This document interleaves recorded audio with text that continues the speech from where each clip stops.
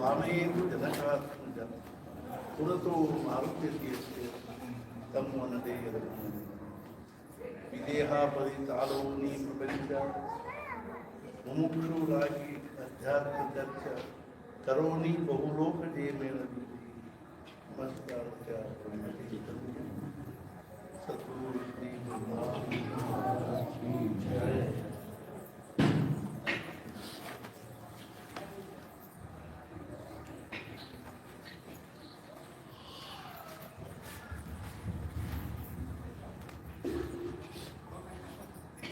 ನೂರ 30 ವರ್ಷಗಳ ಹಿಂದೆ ಕರ್ನಾಟಕದಲ್ಲಿ ಒಂದು ಬಹಳ ದೊಡ್ಡ ಕ್ರಾಂತಿ, ಅದು ರಾಜಕೀಯ ಕ್ರಾಂತಿ ಆಗ್ತಾ ಇತ್ತು, ಸೈನಿಕ ಕ್ರಾಂತಿ, ಅದೇ ರೀತಿಯಾಗಿ ರಾಜಕೀಯ ಸಾಮಾಜಿಕ ಕ್ರಾಂತಿಗಳಾಗ್ತಾ ಇತ್ತು. ಅದರ ಆಧ್ಯಾತ್ಮಿಕ ಕ್ರಾಂತಿಯಾಗಿರೋದು ಕರ್ನಾಟಕದಲ್ಲಿ 130 ವರ್ಷಗಳ ಹಿಂದೆ ಒಮ್ಮೆ ಆಗಿದೆ. ಅದೇ ರೀತಿಯಾಗಿ 1909ನೇ ಇಸ್ವಿಯಲ್ಲಿ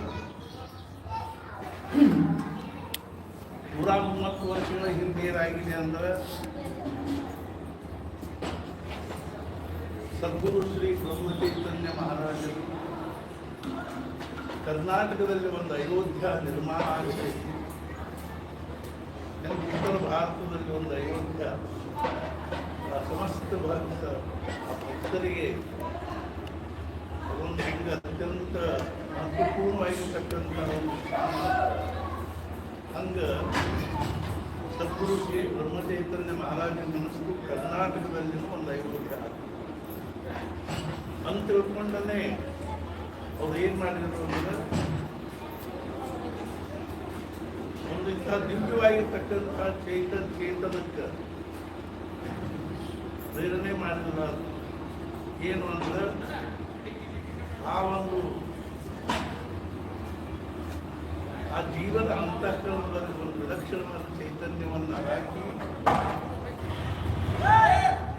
ಅದನ್ನು ಏನು ಮಾಡಿದ್ರು, ತಮ್ಮ ಆಧ್ಯಾತ್ಮಿಕ ವಿಚಾರಗಳ ಒಂದು ಪ್ರಚಾರ ಆಗಬೇಕು, ವ್ಯಾಪ್ತಿ ಆಗಬೇಕು, ಅದರಿಂದ ಸಹಸ್ರಾರು ಜನರು ಒಂದು ಆಧ್ಯಾತ್ಮಿಕ ಪ್ರೇರಣೆ ಪಡ್ಕೋಬೇಕು ಅಂತ ತಿಳ್ಕೊಂಡೇ ಅವ್ರೇನು ಮಾಡಿದ್ರು ಅಂದ್ರೆ ಜಾಲಿಹಾಳರ ಅರ್ಥಾತ್ ಅನಂತ ಅಂತಕ್ಕಂಥ ಒಬ್ಬ ಜನ್ಮಾಂತರಗಳಿಂದ ಅನೇಕ ಜನ್ಮಗಳಿಂದ ಅರ್ಥಾತ್ ಸದ್ಗುರು ಶ್ರೀ ಬ್ರಹ್ಮಚೈತನ್ಯ ಮಹಾರಾಜರ ಒಂದು ಅತ್ಯಂತ ನಿಕಟವರ್ತಿಯಾಗಿ ಶಿಷ್ಯನಾಗಿ ಹಿಂದಿನ ಅನೇಕ ಅವತಾರಗಳಲ್ಲಿ ಅವರ ಅನುಗ್ರಹಕ್ಕೆ ಪಾತ್ರವಾಗಿರ್ತಕ್ಕಂಥ ಒಂದು ಜೀವ ನಿರ್ಮಾಣ ಆಯಿತು. ಆ ಅನಂತನ ಮುಂದೆ ಏನಾದರೂ ಅಂದ್ರೆ ಅನಂತ ಭಟ್ರಾದರು, ಅವರ ಏನಾದ್ರು ಅಂದ್ರೆ ಅನಂತ ಶಾಸ್ತ್ರಿ ಆದರು. ಆದ್ರೆ ಷಡಂಗಾದಿವೇದೋ ಮುಖೇ ಶಾಸ್ತ್ರ ವಿದ್ಯಾ ಕವಿತ್ವಾದಿ ಗದ್ಯಂ ಪದ್ಯಂಕರು ಗುರೋರಂಘ್ರಿ ಪದ್ಮೇ ಮನಸ್ಸೇನ ದರ್ಶನಂ ತತಃಕಿಂ ತತಃಕಿಂ ತತಃಕಿಂ ತತಃಕಿಂ ಅನ್ನೋ ಹಾಗೆ ಷಟ್ಶಾಸ್ತ್ರದಲ್ಲಿ ಅಷ್ಟೊಂದು ವಿದ್ವಾನಾದರು. ಅವ್ರಿಗೆ ಸಮಾಧಾನ ಅನ್ನಿಸ್ತಿದೆ, ಸ್ವಾಭಾವಿಕದಲ್ಲಿ ಸಮಾಧಾನ ಅನ್ನಿಸ್ಲಿಕ್ಕೆ ಯಾರಿಗಾರು ತಮ್ಮ ಕೂಟಕ್ಕೆ ತಮಗೆ ಸಮಾಧಾನ ಅನಿಸಿದ್ರೆ ಅವ್ರ ಅಜ್ಞಾನಿಗಳು. ಸಮಾಧಾನ ಅನ್ನಿಸ್ಲಿಲ್ಲ ಅಂದ ಕೂಡ ಅವ್ರ ಮತ್ತೆ ಜೀವನ ಅಂತಃಕರಣದಲ್ಲಿ ಶುರುವಾಯಿತು. ಆವಾಗ ಅವರು ಅರ್ಥಾತ್ ಹೊರಗೆ ಬಂದಿರತಕ್ಕಂಥ ಮದುವೆಯ ಒಂದು ಪ್ರಸಂಗವನ್ನು ಸಹಿತ ಆ ಒಂದೇ ಕ್ಷಣದಲ್ಲೇ ಅದನ್ನು ಉಪೇಕ್ಷೆ ಮಾಡಿ ಕಪ್ಪಗೂಡದಲ್ಲಿ ವೆಂಕಟಾಪುರದಲ್ಲಿ ತಪಶ್ಚರ್ಯ ಮಾಡಿ ವೆಂಕಟಪತಿಯ ಒಂದು ಆಜ್ಞೆಯನುಸಾರವಾಗಿ ಉತ್ತರ ಭಾರತವನ್ನೆಲ್ಲ ಸಂಚಾರ ಮಾಡಿ ಕೊನೆಗೆ ಇಂದೂರಲ್ಲಿ ಸದ್ಗುರು ಶ್ರೀ ಬ್ರಹ್ಮಚೈತನ್ಯ ಮಹಾರಾಜರಿಗೆ ಶರಣ ಹೋದರು. ಆಮೇಲೆ ಅವರು 2 ವರ್ಷ ಅರ್ಥಾತ್ ನರ್ಮದಾ ನದಿಯ ತಟಾಕದಲ್ಲಿ ಸರ್ಪೇಶ್ವರ ದೇವಸ್ಥಾನ ಬಡವಾಹದಲ್ಲಿ 2 ವರ್ಷ ನಾಮಸ್ಮರಣೆ ಮಾಡಿ ಮಹಾರಾಜರವರಿಗೆ ಪ್ರತ್ಯಕ್ಷ ಅಲ್ಲಿ ಹುಲಿ ಬಂದು ಸರ್ಪಗಳವ್ರ ಮೈ ಮೇಲೆಲ್ಲ ಸುತ್ತಕೊಂಡು ಮೈ ತುಂಬ ಅವೆಲ್ಲ ಪ್ರಸಂಗಗಳಾದ ಮೂಲಕ ಅವತ್ತೇನು ಒಂದು ಸರ್ಪಗಳೆಲ್ಲ ಅವ್ರ ದೇಹವನ್ನು ಕುತ್ತಿಗೆಯನ್ನು ಬೀಲಿಕ್ಕೆ ಹತ್ತಿದ್ದು ಆವಾಗ ಅವರು ಮಾತು ಮಹಾರಾಜ ನಿಮ್ಮ ಆಜ್ಞೆಗೆ ಅನುಸಾರವಾಗಿ ಕೊನೆಯ ಶ್ವಾಸ ಇರೋ ಇದ್ದಂಗೆ ಆಗಲಿ ಅಂತ ಅಂದು ಕೂಡಲೇ ಸರ್ಪೆಲ್ಲ ಮಾಯ ಅದು ಆ ಸರ್ಪೇಶ್ವರ ಸರ್ಪೇಶ್ವರನಲ್ಲೇ ಮಹಾರಾಜ ಪ್ರಗಟ ಆಗಿ ಹೇಳಿ ಅರ್ಥಾತ್ ನಿನಗೆ ನಾನಿವತ್ತು ಬ್ರಹ್ಮಜ್ಞಾನ ಕೊಟ್ಟಿದ್ದೀನಿ ಬ್ರಹ್ಮಾನಂದ ಅಂತ ಹೆಸರಿಟ್ಟಿದ್ದೀನಿ ಕರ್ನಾಟಕದಲ್ಲಿ ಹೋಗಿ ನಾಮದ ಪ್ರಸಾರ ಮಾಡುವುದು ಮುಂದೆ ಅವರು ಅಲ್ಲಿಂದ ಇಂದೂರಿಗೆ ಬಂದು ಇಂದೂರಿನಲ್ಲಿ ಮಹಾರಾಜರೆಲ್ಲ ಅಷ್ಟರಾಗ ಒಂದು ಲೆಟರ್ ಅಯ್ಯ ಸಾಹೇಬ್ ಮೂಡಕ್ ಅವರು ಹಿಂಗೆ ಬ್ರಹ್ಮಾನಂದ ಮಹಾರಾಜರಲ್ಲಿ ಬರ್ಲಿಕ್ಕೆ ಬ್ರಹ್ಮಾನಂದ ಗುವಾ ಬರ್ಲಿಕ್ಕತ್ತಾಗ ಅವ್ರು ನನಗೆ ಗೊಂದಾವಲಿಕ್ಕೆ ಮುಂದೆ ಗೊಂದಾವಲಿಯಲ್ಲಿ 2 ವರ್ಷ 1892 ಇಸ್ವಿಯಲ್ಲಿ ಬೆಳಗಡಿಗೆ ಬಂತು. ಆಮೇಲೆ 2 ವರ್ಷ ಉನ್ಮನೆ ಅವಸ್ಥಾದಲ್ಲಿದೆ. ಆಮೇಲೆ ಮಹಾರಾಜರಿಗೆ ಅನಿಸ್ತಿನ ಉನ್ಮನೆ ಅವಸ್ಥಾದ ಕಷ್ಟ ಸಾಕು. ಅವರು ಸಮಾಜದಲ್ಲಿರ್ತಕ್ಕಂಥ ಜಿಜ್ಞಾಸುಗಳಿಗೆ ಮುಮುಕ್ಷುಗಳಿಗೆ ಸಾಧಕರಿಗೆ ಒಂದೇನಾದರೂ ಮಾರ್ಗದರ್ಶನ ಆಗಲಿ ಮತ್ತು ಅವರಿಗೆ ಅತ್ಯಂತ ಸುಲಭವಾಗಿರ್ತಕ್ಕಂಥ ನಾಮಸ್ಮರಣೆ ಸಾಧನೆ ಅವರಿಗೆ ಅದನ್ನು ಕುರಿತು ಅವರಿಗೆ ತಿಳಿಸಿ ಹೇಳಿ ಅವ್ರ ಕಡೆಯಿಂದ ಮಾಡಿಸ್ಲಿ ಮತ್ತು ತಮಗೆ ತುಕಾಮಾಯಿಗಳು ಏನು ಹೇಳಿದ್ರು ಅಂತೆಲ್ಲಾನು ಬ್ರಹ್ಮಾನಂದ ಮಹಾರಾಜ ಹೇಳಿದರು. ಏನು ಅಂದ್ರೆ ಅರ್ಥಾತ್ ನಾನು ಇವತ್ತು ಬ್ರಹ್ಮಜ್ಞಾನ ಕೊಟ್ಟಿದ್ದೀನಿ ಬ್ರಹ್ಮ ಚೈತನ್ಯ ಅಂತ ಹೆಸರಿಟ್ಟಿದ್ದೀನಿ. ನೀನು ಮುಖ್ಯವಾಗಿ ನಾಮಸ್ಮರಣೆ ಉಪಾಸನೆ ಅನ್ನದಾನ ಮತ್ತು ಗೋರಕ್ಷಣೆ ಮತ್ತು ಸಮಾಜದಲ್ಲಿ ಅನ್ಯೋನ್ಯವಾಗಿ ಪ್ರೇಮ ಮತ್ತು ಸದ್ಭಾವನೆ ಬೆಳೆಯುವುದು ಪ್ರಚಾರ ಮಾಡುವ ಆಧ್ಯಾತ್ಮಿಕ ವಿಚಾರಗಳಿಗೆ ವಿಚಾರಗಳನ್ನು ಜೀವನದಲ್ಲಿ ಸಾಕ್ಷಾತ್ಕಾರ ಮಾಡಿಕೊಡೋ ದೃಷ್ಟಿಯಿಂದ ಅವ್ರನ್ನ ಅತ್ಯಂತ ಪ್ರೇಮ ಮಾಡುವ ಹತ್ತು ಕರ್ಸು ಹತ್ತಿರ ಇಟ್ಕೋ ಅವರಿಗೆ ಅನ್ನದಾನದಿಂದ ಅವ್ರನ್ನ ಸಂತುಷ್ಟಗೊಳಿಸಿ ಇತ್ಯಾದಿ ಎಲ್ಲ ಹೇಳಿದ್ರು. ಅದನ್ನು ಬ್ರಹ್ಮಾನಂದ ಮಹಾರಾಜ ಹೇಳಿ ಸಾಕಿ ಹನುಮಂತ ಬಂದು ಇಲ್ಲಿ ಬ್ರಹ್ಮಾನಂದ ಭುವ ಅಂತಿದ್ದಾರೆ. ಇಲ್ಲಿ ಅವ್ರಿಗೆ ಯಾರಿಗೂ ಅವರು ಬ್ರಹ್ಮಾನಂದ ಅಂತ ಗೊತ್ತಿದ್ದಿಲ್ಲ. ಇಲ್ಲಿ ಬ್ರಹ್ಮಾನಂದ ಅಂತ ಯಾರು ಹೇಳಿದ್ರು ಅಂತ. ಆಮೇಲೆ ಮಹಾರಾಜ ಅನಂತ ಶಾಸ್ತ್ರಿ ಅಂತಿದ್ದಾರೆ.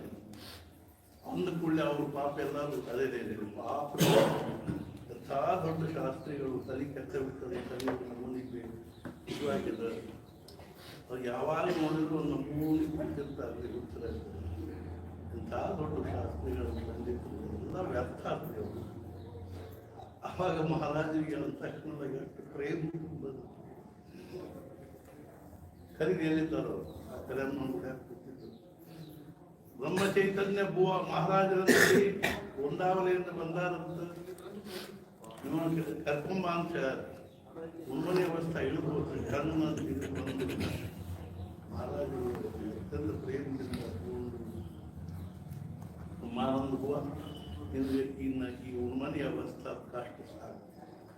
ನಾನು ಭೂಮಿ ಪೂಜಾ ಮಾಡಿಕೊಡ್ತೀನಿ, ನೀನು ರಾಮ ಮಂದಿರ ಕಟ್ಟಿಸು ಹೇಳಿ ಮಹಾರಾಜ ಸ್ವತಃ ತಮ್ಮ 9 ಹಸ್ತದಿಂದ ಹಾಲು ಹಾಕಿ ಭೂಮಿ ಪೂಜಾ ಮಾಡಿ ಬುದ್ಧಿ ಪೂಜಾ ಮಾಡಿ ಆವಾಗ ಬ್ರಹ್ಮಾನಂದ ಮಹಾರಾಜರು 1 ವರ್ಷದಲ್ಲಿ ಈ ರಾಮ ಮಂದಿರವನ್ನು ಕಟ್ಟಿಸಿದ್ರು. 95ನೇ ಏಪ್ರಿಲ್ 4ನೇ ತಾರೀಕಿನ ದಿವಸ ಏಪ್ರಿಲ್ 11ನೇ 15ನೇ ತಾರೀಕಿನ ದಿವಸ 14ರಿಂದ 15 11ನೇ ತಾರೀಕು ಏಪ್ರಿಲ್ 11 ಚೈತ್ರವದ್ಯ ದ್ವಿತೀಯ ಗುರುವಾರ. ಆಮೇಲೆ ಇಸ್ವಿ ಅದು ಶಾಲಿವಾನಂದ ಶಕೆ 1817 ಶಕೆ 1817 ಅದ 78 ಕೂಡಿಸಿದ 95 78 ಕೂಡಿಸ್ಬೇಕಾದ್ರೆ 95ನೇ ಇಸ್ವಿಯಲ್ಲಿ ಪ್ರತಿಷ್ಠಾಪನೆ ಮಾಡಿದ್ರು. ಎಂಥ ಒಂದು ಕರ್ನಾಟಕದ ಭಾಗ್ಯದ ಸಾಕ್ಷಾತ್ ಅಯೋಧ್ಯ ಬಂದಂಗೆ ಆಗಿದೆ. ಇಂಥ ಈ ಒಂದು ಕಳೆದ 30 ವರ್ಷಗಳಿಂದ ರಾಮನವಮಿ ಉತ್ಸವವನ್ನು ಎಲ್ಲರೂ ಎಷ್ಟೊಂದು ಸದ್ಭಕ್ತರು ಭಕ್ತಿಭಾವನೆ ಇವಾಗ ಸಹಜವಾಗಿ ನಮಗೇನು ಅನಿಸಿತು ಇಲ್ಲಿ ಒಂದು ಸೇವಾ ಆಗಲಿ. ನಾಳೆ ಅಶ್ವಿನದಲ್ಲಿ 10 ದಿವಸ ವೆಂಕಟಾಪುರವಾಗಿದ್ದು ಸೇವಾ ಮಾಡುತ್ತಿರ್ತಾರೆ. ಆಯುಷ್ಯ ಎದುರೊಳಗೆ ಕಳಿಬೇಕು. ನಮಗೆ ಹಿಂದಿಲ್ಲ ಮುಂದಿಲ್ಲ, ಮನೆ ಇಲ್ಲ, ಮಾರಿಲ್ಲ, ಪ್ರಪಂಚ ಇಲ್ಲ, ಮತ್ತೇನೂ ಇಲ್ಲ. ಇನ್ನು ಆಯುಷ್ಯ ಎಲ್ಲ ಭಗವಂತನ ಸೇವಾ, ಸದ್ಗುರುಗಳ ಸೇವೆ ಕಡಿಮೆ. ಅನುಸಾರವಾಗಿ ಬಂದ್ವಿ 26ನೇ ತಾರೀಕಿಗೆ ಸಾಯಂಕಾಲ. ತನಸ್ಕೇನು ಇನ್ನೂ ಸ್ವಲ್ಪ ಈ ಸಲ ಈ ಸಲೂ ವ್ಯವಸ್ಥಿತನೇ ಆಗಿರ್ತದೆ. ಈ ಸಲ ಇನ್ನೆಲ್ಲ ಮಾಡೋಣ.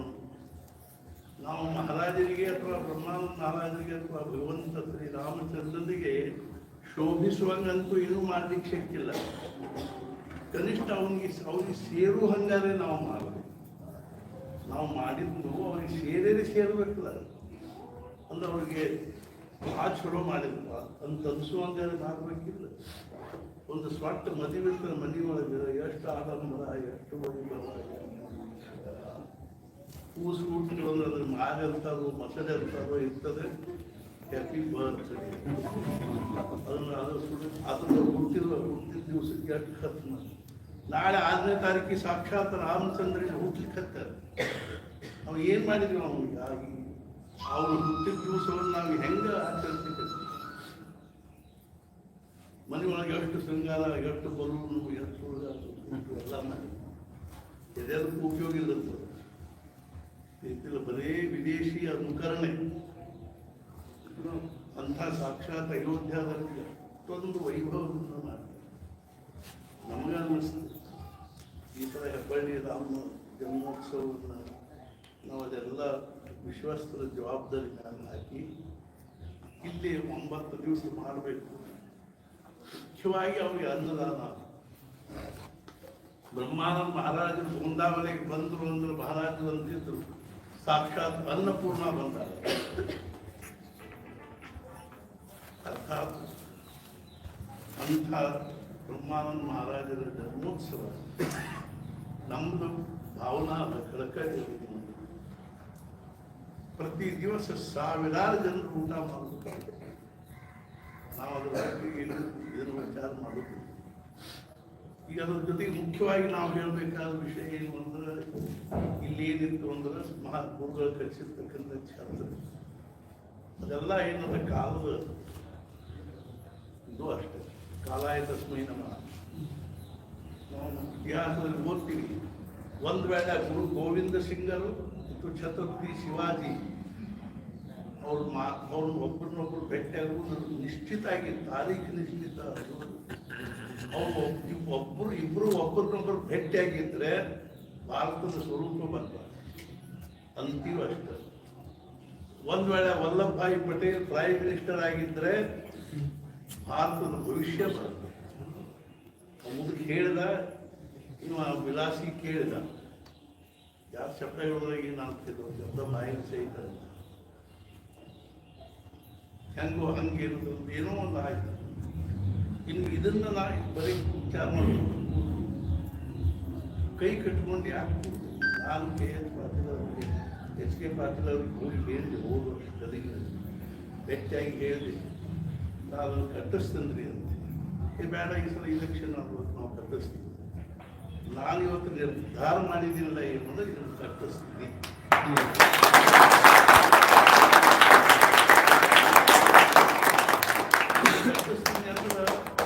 ಅವ್ರಿಗೆ ಯಾವುದೋ ರೀತಿ ವ್ಯತ್ಯಯ ಬರದೇ ಇರುವಂಗೆ ನಮ್ಮ ಕಾರ್ಯಕ್ರಮ ಸುವ್ಯವಸ್ಥಿತವಾಗಿ ನಡು ನನಗೆ ಎಷ್ಟು ಬೇಕು ಇದನ್ನು ನಾವು ಮ್ಯಾಲಿಂದ ಕೈ ಹಚ್ಚೋದಿಲ್ಲ. ಇಲ್ಲಿ ಕೆಳಗಿನ ಸಾಕು. ಈ ಅಡಿಗೆನೂ ಇಲ್ಲೇ ಮಾಡ್ಬೋದು, ಊಟನೂ ಇಲ್ಲೇ ಮಾಡ್ಬೋದು. ಬಫೆ ಒಂದು ಮ್ಯಾಲ ಮಾಡ್ಕೊಂಡು ಬೆಂದಾಗ. ಆದ್ದರಿಂದ ಇವತ್ತು ಅದನ್ನು ಏನು ಮಾಡ್ಕೊಂಡು ಹೆಂಗೆ ಮಾಡ್ಕೊಂಡು ನದೀನಿ ಅಂದ್ರೆ, ಈಗ ಒಳಗೆ ಆಗಬಾಡಿ ನಡ್ಕೊಂಡು ಪಿಲ್ಲರ್ 9 ಇಂಚಿನ ಪಿಲ್ಲರ್ ತೋರು 4 ಇಂಚಿನ ಬಾಡಿ ಕಟ್ಟೋದು, 4ರಿಂದ 6 ಫೂಟ್ 7 ಫೂಟ್ ಎತ್ತರ ಕಟ್ಟಿ ನೀವು ಎಲ್ಲಿ ಬೇಕಂದ್ರೆ ಹೊಡ್ಕೊಂಡು ನೀವು ಶುರು ನಿಮ್ಮ ಕೆಲಸ ಮಾಡ್ತೀವಿ. ನಮ್ದೇನು ಅಭ್ಯಂತರ ಇಲ್ಲ. ಇಲ್ಲಿಂದ ಅಲ್ಲಿ ತನಕ ನೀವು ಕಟ್ಟಿ 10ರಿಂದ 7 ಬರೋರಿಗೆ ಅಲ್ಲೊಂದು ಬಾಗಿಲು, 10ರಿಂದ 7 ಬರೋರಿಗೆ ಒಂದು ಬಾಗಿಲ, 10ರಿಂದ 7 ಬರೋರಿಗೆ ಒಂದು ಬಾಗಿಲು. ನಮ್ಮ ಕಾರ್ಯಕ್ರಮದಿಂದ ಒಳಗೆ ಬಾಗಿಲು ಬಂದಿದೆ. ಇದು ಒಂದ ಕಡೆಯಿಂದ ಹೇಳ್ಬೋದು ಬರ್ತದೆ. ಅದು ಅಷ್ಟು ಪೂರ ಬಂದ, ಇದು ಅಷ್ಟು ಪೂರ ಬಂದ. 9 ಇಂಚಿನ ಪಿಲ್ಲರು, 4 ಇಂಚಿನ ಬಾಡಿ ಕರ್ಟನ್ ಕಟ್ಕೊಂಡಾಗ ನಾವು ಹೊಡೆದೇ ಹಾಕೊಂಡ್ರೆ ನಮ್ಮ ಕೆಲಸ ಮುಂದುವರಿದ ಪ್ರಯತ್ನ ಒಡೆದು ಹೋಗಿ ನಮ್ಮ ವಾಡಿ ನೋಡ್ರ ಭೂಮಿ ಪೂಜೆ ಮಾಡಿ ಇವತ್ತಿಂದ ಶುರು. ಇದಕ್ಕಾಗಿ ನಾವು ಯಾರೂ 10 ರೂಪಾಯಿ ಕೇಳುವುದಿಲ್ಲ. ನೀವು ಎಷ್ಟು ಕೊಡ್ಬೇಕಂದ್ರು ನಮ್ಮ ಅಕೌಂಟ್ಗೆ ಹಾಕುದು ಹಾಕ್ರಿ, ನಮ್ಮ ಕೈಯಾಗ ಕೊಡ್ರಿ. ಇದೆಲ್ಲ ಖರ್ಚು ನಾವು ಸದ್ಗುರು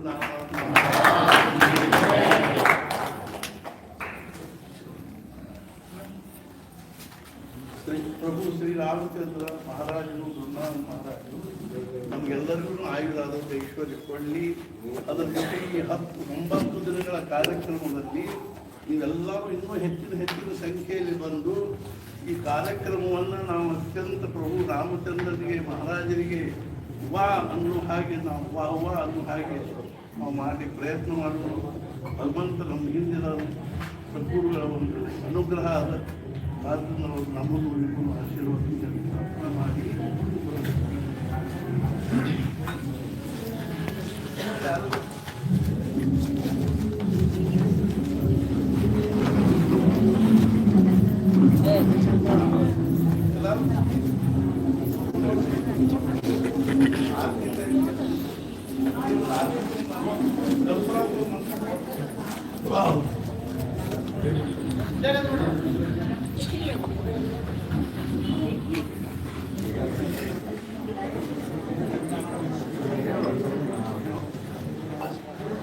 ಓಂ ಕೇಶವಾಯ ನಮಃ.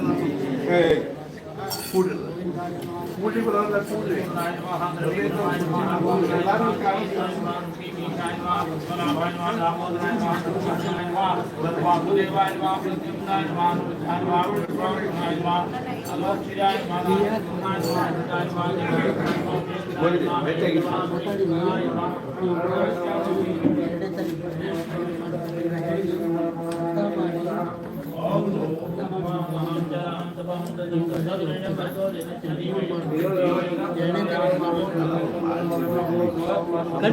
ಕಡೆ ಆಪ್ಷನ್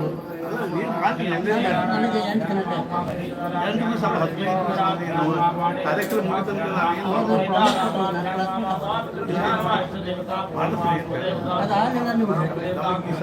ಸತ್ಯ ಮಾಡಬೇಕು.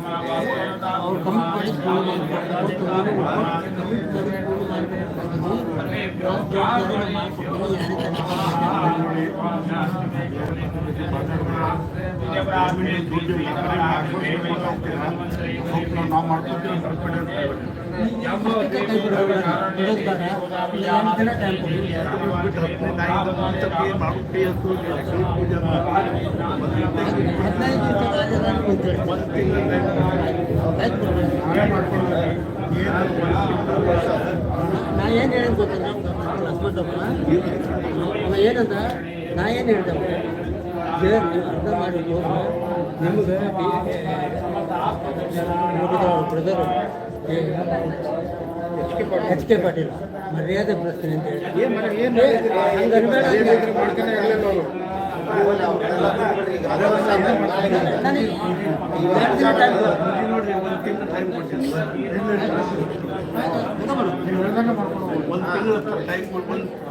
ಒಂದು ತಿಂಗಳ ತನಕ ನಮ್ಮ ಜೊತೆಗೆ ಇಲ್ಲ ಇಲ್ಲ 1 ತಿಂಗಳ ಅವಧಿ ಅದನ್ನು ಕೇಳುವುದು. ಅದನ್ನು ಹೇಳ್ತೀನಿ ಅದನ್ನು ಹೇಳ್ತೀನಿ ನೀವು ಕೂಡ್ರಿ. ಆಮೇಲೆ ಇನ್ನೊಂದು ಮಾತು ಹೇಳ್ತೀನಿ, ಹೇಳಿ ಕೇಳ್ತೀನಿ. ಅವ್ರು ಯಾವಾಗ ಬೇಕಾದಾಗ ರಾತ್ರಿ 12 ಗಂಟೆಗೆ ಬಂದು ಒಡೆದು ಹೋಗ್ಲಿ, ನಂದೇನು ಅಭ್ಯಂತರ ಇಲ್ಲ. ಒಡೆದು ತಮ್ಮದೇನು ಮಾಡೋದು ಮಾಡಿ ಅವ್ರು ಬೇಕಾದ್ರೆ ತಮಗೆ ಪ್ಲ್ಯಾನ್ ಸರಿ, ನೀವು ಬೇರೆ ಏನಾದ್ರು ಮಾಡಬೇಕಾಗಿದ್ರೆ ಒಡಿಲಿ ಅದನ್ನ. ಅದರಿಂದ ನಮಗೇನೂ ವ್ಯತ್ಯಯ ಆಗೋದಿಲ್ಲ. ನನಗೆ ಒಂದು ವಾರ ಅಂದರೆ 1 ತಿಂಗಳು, ಇವತ್ತಿನ ತಾರೀಕಿನಿಂದ 1 ತಿಂಗಳು.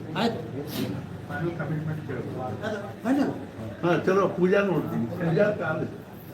ಪೂಜಾ ಕಾಲ ಯಾರಿಗೆ ಎಷ್ಟು ನೀವು ನಿಮ್ಮ ಪರಿಶ್ರಮದಿಂದ, ನಿಮ್ಮ ಪ್ರಪಂಚದಿಂದ ನೀವು ಏನಾದರೂ 10 ದುಡ್ಡು ಗಳಿಸಿದ್ರೆ 1 ದುಡ್ಡು ನನಗೆ ಕೊಡ್ತೀನಿ. ಉಳಿದಂತೆ ಏನು ಬೇಕಾಗಿ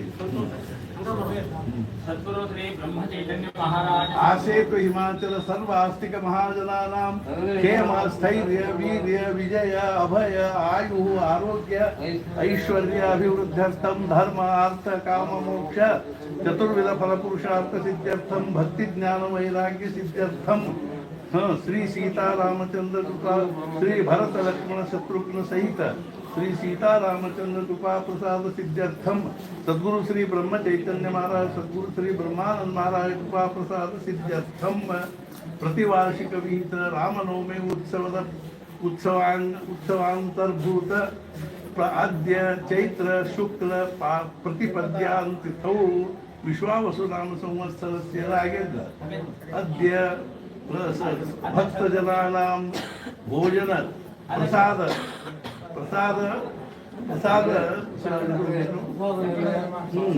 संतर्पण अनुकूलार्थम अद्य भूमि पूजन निर्विघ्नता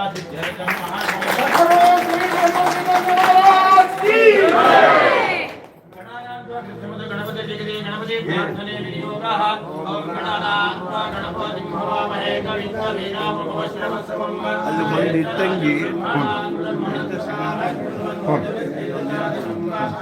महागणपते नमः निर्विघ्नमस्तु प्रार्थयामि ओम यतसं ब्रह्मोदं दानवां सर्वदा दानं दत्वा सुखं तत्गच्छतु अपक्रामन्त भूतानि पिशाचाः सर्वेषां विनोदेन कर्मकमारभे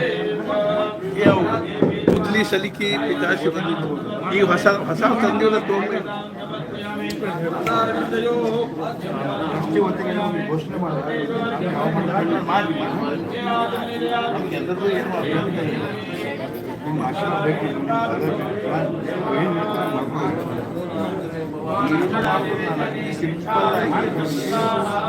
ಸಿಂಪಲ್ ಆಗಿ ವ್ಯವಸ್ಥಿತವಾಗಿ ಅದರೊಳಗೆ ಅದರಷ್ಟು ಒಳಗೆ ಮ್ಯಾನೇಜ್ ಮಾಡಿದ್ರೆ ನಮಗೇನು